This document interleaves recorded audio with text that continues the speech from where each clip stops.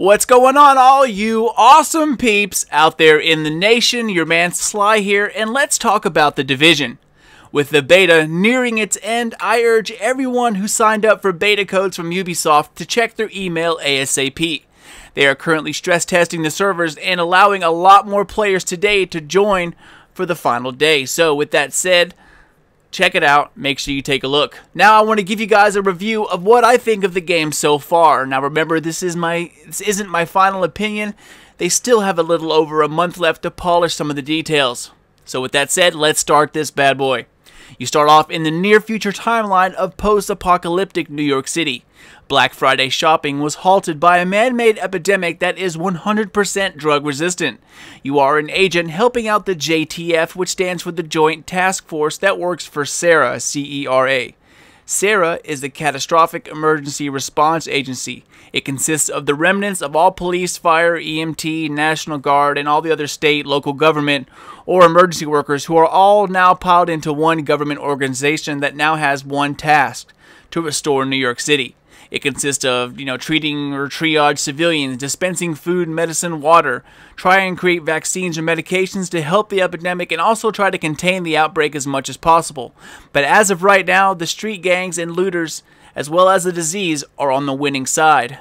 So it starts you off and you land in a JTF-controlled camp, which, if you're familiar with Destiny, is more or less like the tower. All players in your server can mingle here. There are vendors, side missions, matchmaking. You can access your stash or your vault, same thing. There are some other things that you cannot do, like there's a lab here, barracks, cafeteria for all the rest of the soldiers, and so on. So, you are an agent and you're activated to help with the outbreak, and your first mission is to retake your old HQ. This is an area that only you can see, even though your group can travel with you.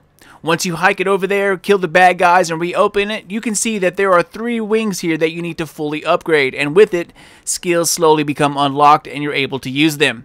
There are tons of things to unlock here, but most of it is inaccessible in the beta. But this is pretty much your home base for the rest of the game. The beta storyline sends you off to find a doctor so you can get her back to your home base and to open up the medical wing and work on a vaccine, as well as open up some of your perks. The virologist is being held by local thugs, and you end up killing them, of course, and bringing her back. It's a very short storyline, but then again, it is a beta, and it just teaches you the mechanics of the game, which to me are a little lacking. Grenades are clunky, they're very timely to throw. You have to switch to them by hitting the D-pad, and you have to select them even, holding the D-pad down, select them with the joystick. It takes a long time. Reloading also takes like 2 hours, and your sidearm is a chore to switch to. Most of the guns early on in the game kick a lot, and even though I'm sure that'll change later on, some kick unnecessarily too much. The second aspects of the game, like healing, there are healing grenades. They can be shot at friendly, like across the street. Those are awesome, very clutch. The inventory system is also a little clunky. Of course, you end up figuring it out, and it does work, but it could be streamlined a lot. So within the JTF controlled area of the city are missions, side missions, like hostage rescues, safe houses, etc. Finding intel on the street or heading back to your HQ and accessing one of the NPCs will open up new mission, and these are all story related. They also help you earn XP, money, that kind of stuff. There are 2 currencies. There's gold and DZ dollars. Well, at least that's what I call them. Basically, campaign money and multiplayer money. Both have their individual level as well, but I'll get to that in just a minute. Now, I know this is a beta, but early impressions point to another grindfest. The city is blocked off into zones, as you can see here on the screen. It will show you the level of each zone you walk into, and in order to be successful in the next zone, you pretty much need to get the right gear. So once you get the right gear, it's off to the next zone, and so on and so forth. So hopefully some different elements will drop with the full game, because so far it's all just killing bad guys to get better gear so you can go kill higher level bad guys. The biggest and most popular part of the beta was the infamous Dark Zone, or the DZ. Here it's pretty much a free-for-all. You can group with up to 4 people, and you either have a blast in here, or if you're by yourself, you get so pissed off that you end up leaving. The Dark Zone is an uncontrollable area that the JTF pulled out of because of riots, big uncontrollable groups, diseases, perhaps both. Basically, they barricaded off a huge chunk of the city to let the problem handle itself, and herein sits the multiplayer as well as the better equipment of the game.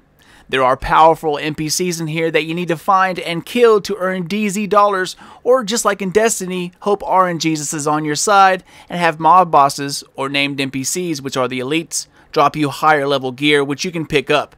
Just like in Destiny, it's different for each player, and it's green, blue, purple, yellow. Different names, but same levels. Yellow, of course, being the best. But being that this is a quarantine zone, you cannot simply pick something up and then use it or walk back into the clean area of the city. You have to extract it by way of helicopter. It is then cleaned and waiting for you back at your headquarters. And this is where it gets interesting. You have to call in your helicopter at a certain area of the map. Once you do, everyone in that map will see that you called off an extraction. They will either piggyback off your extraction to get their own goods out of there, or like you see here in the video, another agent will then shoot you, grab all your hard-earned stuff, and then extract it themselves. Now they have free loot with minimal effort. This is called going rogue, and going rogue is a double-edged sword for sure. Once you shoot an innocent agent, you are marked for everybody to see. If they kill a rogue agent, they get double the amount of DZ dollars. There are 5 levels of going rogue, and each level is more money both ways. If you can survive for however long the countdown says, you're rewarded with an assload of money. But if someone kills you, they get the money instead. Also, anytime you die, your items as well as money and special loot keys will be available to anybody in the map who picks it up first. Dying is very expensive, and being a rogue even more so.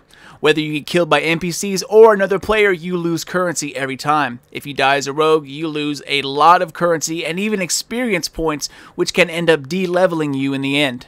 Okay, so here's my problem with this part. It's all fun, but there are only so many spawn points. It's not random, and people will just camp the checkpoints and kill you as soon as you come out. You can only spawn from one of 2 places, and when both of them are covered, they just keep killing you over and over and over. Also, I foresee this being a problem like Destiny. Unless you have the biggest team or go out with the group, the lonely player will have a horrible time. The only way to really be successful in the Dark Zone is to be in a group, for money and protection from others. I will admit it's fun, but what new game isn't, Spawning is a problem, and when someone goes rogue, all they have to do is wait it out, and if they can wait the 2-minute countdown, they get tons of money and then disappear off the map. If you don't remember their name, it's impossible to see who stole your stuff or where they are so you can go get it back. The only other thing I disliked about the beta was the fact that something like a holster or a backpack can increase or decrease how much damage your weapons do. There also isn't a clear separation of gun levels, even though they are colored differently, like I explained earlier, the purple and the yellow.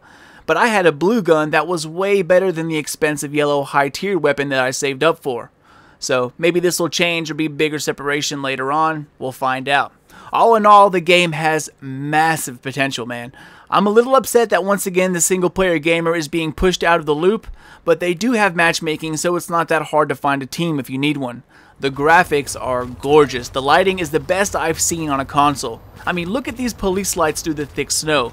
The weather is really dynamic, as well as the day and night cycles. There's fog, and environmentally, this game is going to be the next bar to surpass. If I had to give it a star rating, I would probably say 8 out of 10, but it's only the beta.